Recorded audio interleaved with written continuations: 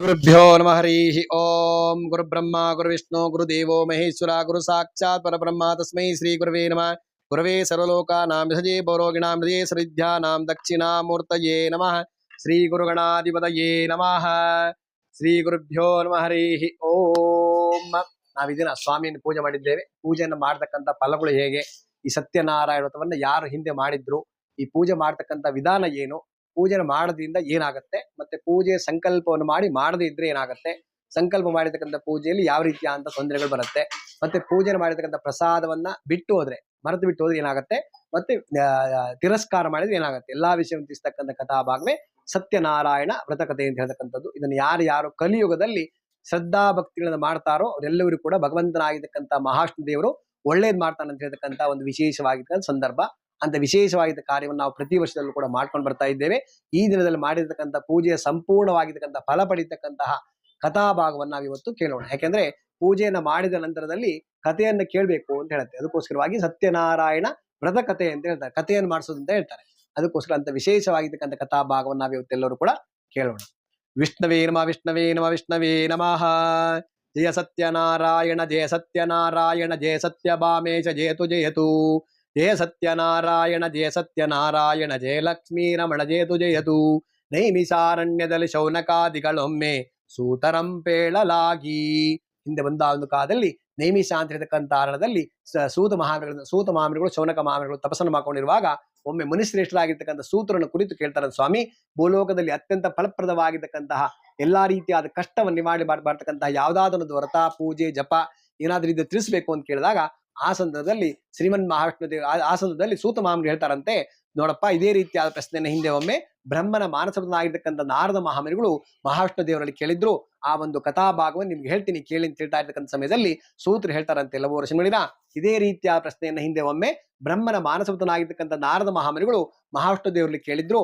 ಅಂತ ವಿಶೇಷವಾಗಿದ್ದ ಕಥಾಭಾಗವನ್ನು ಹೇಳ್ತೀನಿ ಕೇಳಿ ಅಂತ ಹೇಳ್ತಾರೆ ಅಂತ ಹೇಳುವಾಗ ಮಹಾವಿಷ್ಣು ದೇವರು ಹೇಳ್ತಕ್ಕಂಥ ಒಂದು ಕಥೆಯನ್ನ ಸೂತ ಮಹಾಮುನಿಗಳು ಹೇಳ್ತಾರಂತೆ. ಹೇಗೆ ಅಂತಂದ್ರೆ, ಹಿಂದೆ ಒಮ್ಮೆ ಬ್ರಹ್ಮನ ಮಾನಸಪುತ್ರನಾಗಿರ್ತಕ್ಕಂಥ ನಾರದ ಮಹಾಮುನಿಗಳು ತ್ರಿಲೋಕ ಸಂಚಾರ ಮಾಡ್ಕೊಂಡು ಭೂಲೋಕ ಬಂದಿದ್ರಂತೆ. ಭೂಲೋಕದಲ್ಲಿ ಅವರವರು ಮಾಡಿರ್ತಕ್ಕಂಥ ಪಾಪ ಪುಣ್ಯದ ಫಲವಾಗಿ ಅನುಭವಿಸ್ತಾ ಇರ್ತಕ್ಕಂಥ ಕಷ್ಟ ಹಾಗೂ ಸುಖವನ್ನು ಬಿಟ್ಟು ಈ ಕಷ್ಟ ನಿವಾರಣೆ ಮಾಡೋದಕ್ಕೆ ಏನಾದ್ರೂ ರೂಪಾಯಿ ಹುಡುಕ್ಬೇಕು ಅಂತ ಹೇಳ್ತಕ್ಕಂಥ ಉದ್ದೇಶದಿಂದಾಗಿ ಮಹಾವಿಷ್ಣು ದೇವರಲ್ಲಿ ಹೋಗ್ತಾರೆ. ಮಹಾವಿಷ್ಣು ದೇವರಾದ ವಿಶೇಷವಾಗಿರ್ತಕ್ಕಂಥ ರೂಪವನ್ನು ಧರಿಸಿಬಿಟ್ಟು ಕೂತಿದ್ರು. ಆ ಭಗವಂತನನ್ನು ನೋಡಿ ಆ ಜಾಗದಲ್ಲಿ ಒಂದು ಶ್ಲೋಕ ರಚನೆ ಮಾಡಿ ನಾರದ ಮಹರ್ಷಿಗಳು ನಮಸ್ಕಾರ ಮಾಡ್ತಾರೆ. ಹೇಗೆ ಅಂತಂದ್ರೆ, ಶಾಂತಾಕಾರಂ ಭುಜಗಸೇನ ಪದ್ಮನಾಭಂ ಸುರೇಶಂ ವಿಶ್ವಾಧಾರಂ ಗಗನ ಸದೃಶಂ ಮೇಘವರ್ಣಂ ಶುಭಾಂಗಂ ಲಕ್ಷ್ಮೀಕಾಂತಂ ಕಮಲನಯನಂ ಯೋಗಿರುದ್ಯಾನ ಗಮ್ಯಂ ಒಂದೇ ವಿಷ್ಣುಂ ಭವಭಯಹರಂ ಸರ್ವಲೋಕೈಕನಾಥಂ ಅಂತ ಹೇಳ್ತಕ್ಕಂಥ ಶ್ಲೋಕವನ್ನು ರಚನೆ ಮಾಡಿ ನಮಸ್ಕಾರ ಮಾಡ್ತಾರೆ. ನಮಸ್ಕಾರ ಮಾಡಿರುವಾಗ ಮಹಾವಿಷ್ಣು ದೇವರು ಕೇಳ್ತಾರಂತ, ಏನಪ್ಪಾ ನಾರದ ಇಷ್ಟೊಂದು ಉದ್ದವಾಗಿ ನಮಸ್ಕಾರ ಮಾಡ್ತಾ ಇದ್ದೀರಲ್ಲ, ಏನಾಗಬೇಕಿತ್ತು ನಿನಗೆ, ಏನಾಗಬೇಕಿತ್ತು ಅಂತ ಕೇಳಿದಾಗ ಆ ಸಂದರ್ಭದಲ್ಲಿ ಶ್ರೀಮನ್ ಮಹಾವಿಷ್ಣು ದೇವರು ಹೇಳ್ತಾರಂತ, ನೋಡಪ್ಪ ನೀನು ಯಾತಕ್ಕೆ ಬಂದಿದ್ಯಾ ಅಂತ ಹೇಳ್ತಕ್ಕಂಥ ವಿಷಯ ತಿಳಿದಿದೆ, ಅದು ಜಗತ್ತಿರ್ತಕ್ಕಂಥ ಎಲ್ಲರೂ ತಿಳಿಯೋದಕ್ಕೋಸ್ಕರ ನಿನ್ನ ಮುಖದಿಂದ ಕೇಳೋಕೆ ಮಾಡಿದೀನಿ, ಹೇಳು ಅಂತ ಹೇಳ್ತಾರೆ. ಆಗ ಮಹಾವಿಷ್ಣು ದೇವರಿಗೆ ನಾರದ ಮಹರ್ಷಿಗಳು ಹೇಳ್ತಾರಂತ, ಸ್ವಾಮಿ, ತ್ರಿಲೋಕ ಸಂಚಾರ ಮಾಡ್ಕೊಂಡು ಭೂಲೋಕಕ್ಕೆ ಹೋಗಿದ್ದೆ. ಭೂಲೋಕದಲ್ಲಿ ಅವರವರು ಮಾಡಿರ್ತಕ್ಕಂಥ ಪಾಪ ಪುಣ್ಯದ ಫಲವಾಗಿ ಅನುಭವಿಸ್ತಾ ಇರ್ತಕ್ಕಂಥ ಕಷ್ಟ ಹಾಗೂ ಸುಖವನ್ನು ಬಿಟ್ಟು ಈ ಕಷ್ಟ ನಿವಾರಣೆ ಮಾಡೋದಕ್ಕೆ ಏನಾದ್ರೂ ಉಪಾಯ ಹುಡುಕಬೇಕು ಅಂತ ಹೇಳ್ತಕ್ಕಂಥ ಉದ್ದೇಶದಿಂದಾಗಿ ನಾನು ಬಂದಿದ್ದೇನೆ ಅಂತ ಹೇಳ್ತಾನೆ. ಆಗ ಆ ಸಂದರ್ಭದಲ್ಲಿ ಮಹಾವಿಷ್ಣು ದೇವರು ಹೇಳ್ತಾ, ತುಂಬಾ ಒಳ್ಳೆ ಪ್ರಶ್ನೆಯಿಂದ ಕೇಳಿದ್ದೀರಾ.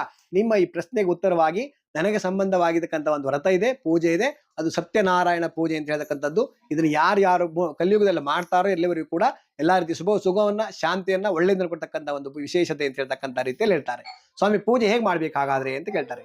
ಆಗ ಮಹಾವಿಷ್ಣು ದೇವರು ಹೇಳ್ತಾರೆ, ನೋಡಪ್ಪ, ಈ ವ್ರತವನ್ನ ಮಾಡ್ಬೇಕಾದ್ರೆ ಒಂದು ಕಲಶ ಸ್ಥಾಪನೆ ಮಾಡ್ಬಿಟ್ಟು ಅದಕ್ಕೆ ಧ್ಯಾನ ಆವಾಹನ ಇತ್ಯಾದಿ ಷೋಡಶೋಪಚಾರ ಪೂಜೆಗಳನ್ನು ಮಾಡ್ಬಿಟ್ಟು ದಿವಾವ ಯದಿರಾತ್ರವು, ಹಗಲು ಹೊತ್ತಿನಲ್ಲಿ ಇಲ್ಲ ರಾತ್ರಿ ಹೊತ್ತಿನಲ್ಲಿ ನದಿ ತೀರೆ ವಾ ಮಂದಿರೇ ವಾ ನದಿ ತೀರೆ ವಾ ಮಂದಿರೇ ವಾ ಗೃಹೆ ಸತ್ಯನಾರಾಯಣ ಪೂಜಾಂ ಕರಿಷ್ಯಮಾಣ ಸಂತಿ ಅಂತ ಹೇಳ್ತಾರೆ. ಅಂದ್ರೆ ಈ ವ್ರತವನ್ನ ಯಾವತ್ತಾದ್ರೂ ಯಾವುದೇ ದಿನದಲ್ಲಾದ್ರೂ ಕೂಡ ಒಳ್ಳೆ ದಿವಸ ಅಂತ ಹೇಳ್ತಕ್ಕಂಥದ್ದು ಯಾವುದೂ ಇಲ್ಲ, ಪ್ರತಿದಿನನೂ ಒಳ್ಳೆ ದಿನ.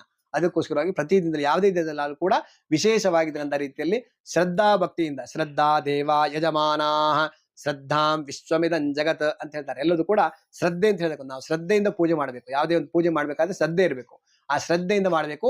ಕಲಶ ಸ್ಥಾಪನೆ ಮಾಡ್ಬಿಟ್ಟು ಅದಕ್ಕೆ ಧ್ಯಾನ, ಆವಾಹನೆ ಇತ್ಯಾದಿ ಷೋಡಶೋಪಚಾರ ಪೂಜೆಗಳನ್ನು ಮಾಡು ಅಂತ ಹೇಳ್ತಾರೆ. ಷೋಡಶೋಪಚಾರ ಅಂದ್ರೆ 16 ರೀತಿಯಲ್ಲಿ ಪೂಜೆ. ಆ ರೀತಿ 16 ರೀತಿಯ ಪೂಜೆ ಮಾಡಬೇಕು ಅಂತ ಹೇಳ್ತಾರಂತೆ. ಪೂಜೆ ಮಾಡ್ಬೇಕು ಅಂತ ಹೇಳಿದಾಗ ಪೂಜೆ ಮಾಡ್ತಕ್ಕಂಥ ವಿಧಾನ ಹೇಗೆ ಅಂತ ಹೇಳ್ತಕ್ಕಂಥ ಪೂಜೆ ಮಾಡ್ಬೇಕು ಅಂತ ಹೇಳ್ತಾರೆ. ಆ ಪೂಜೆ ಮಾಡ್ಬಿಟ್ಟು ಪೂಜೆ ಮಾಡ್ಬೇಕು ಅಂತ ಹೇಳ್ತಕ್ಕಂಥ ಸಮಯದಲ್ಲಿ ಪೂಜೆಯನ್ನು ಮಾಡ್ತಕ್ಕಂಥ ಸಮಯದಲ್ಲಿ ಇದಕ್ಕೆ ವಿಶೇಷವಾಗಿ ಏನ್ ಹಾಕ್ಬೇಕು, ಇದಕ್ಕೆ ಏನಾದ್ರು ನೈವೇದ್ಯಕ್ಕೆ ವಿಶೇಷ ಮಾಡ್ಬೇಕಾ ಏನು ಹೇಗೆ ಅಂತ ಕೇಳಿದಾಗ ಅದಕ್ಕೆ ಹೇಳ್ತಾರೆ, ಅದಕ್ಕೆ ಸಪಾದ ಭಕ್ಷ್ಯ ಅಂತ ಹೇಳ್ತಕ್ಕಂಥ ಸಿಹಿ ಪದಾರ್ಥ ಮಾಡಬೇಕು. ಬೇಕಾಗಿರ್ತಕ್ಕಂಥ ದ್ರವ್ಯಗಳು ಅಂತಂದ್ರೆ ಗೋಧಿ ರವೆ, ಸಕ್ಕರೆ, ತುಪ್ಪ, ಹಾಲು, ಬಾಳೆಹಣ್ಣು, ಈ 5 ವಸ್ತುವನ್ನು ಹಾಕ್ಬಿಟ್ಟು ಮಾಡ್ಬೇಕು. ಅದು ಹೇಗೆ ಅಂತಂದ್ರೆ 1 kg ಅಷ್ಟು ರವೆಯನ್ನು ಹಾಕಿದ ಪಕ್ಷದಲ್ಲಿ 1/4 kg ಅಷ್ಟು ಸಕ್ಕರೆಯನ್ನು ಹಾಕಬೇಕು.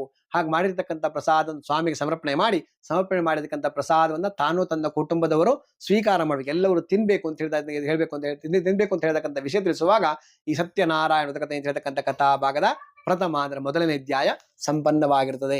ಸತ್ಯಾಸಂತ ಯಜಮಾನಸ್ಯ ಕಾಮ, ಒಂದು ಹೂ ಹಾಕ್ಬಿಡಿ. ಸತ್ಯಾಸ